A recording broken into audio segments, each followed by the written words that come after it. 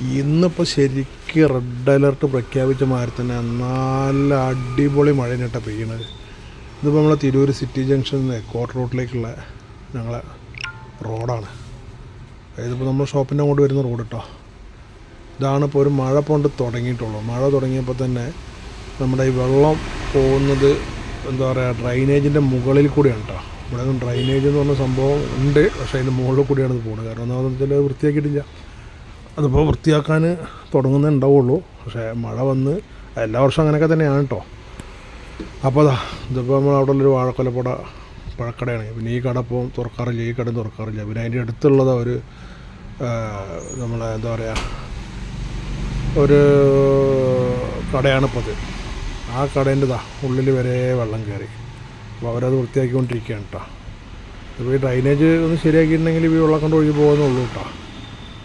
അപ്പോൾ ഇതൊക്കെ ഒന്ന് നമ്മളെ മുനിസിപ്പാലിറ്റിക്കാരൊക്കെ ഒന്ന് ശ്രദ്ധിച്ച് ശ്രമിച്ചാൽ കുറച്ചൊക്കെ ഈ കടക്കാർക്കൊക്കെ ഒരു ബുദ്ധിമുട്ടില്ലാതെ ഒഴിവാകാം കേട്ടോ. ഞാൻ പറഞ്ഞു എന്നുള്ളൂ കേട്ടോ. അപ്പോൾ നമ്മളെ കടയിൽ മുന്നിൽ കൂടി ഈ വെള്ളം ഒഴുകി പോകുന്നുണ്ട്, പക്ഷേ അത് ഓവർഫ്ലോ ആയിട്ട് പോകുന്നില്ല. അവിടെ കുറച്ച് ഇതിനൊക്കെ ആളുള്ളതിനെ കൊണ്ടായിരിക്കും. ഇവിടെ അപ്പോൾ ഇത് ശരിക്കും ഫുള്ള് അതിന് മേലെ കൂടി കയറിയിട്ടാണ് പോകുന്നത് കേട്ടോ. ഓക്കെ, ഇതൊന്ന് പാസ് ചെയ്തെന്നുള്ളൂ. അപ്പോൾ ഒന്ന് ശ്രദ്ധിക്കുക, ജനങ്ങൾക്ക് ഉപകാരപ്പെടട്ടെ.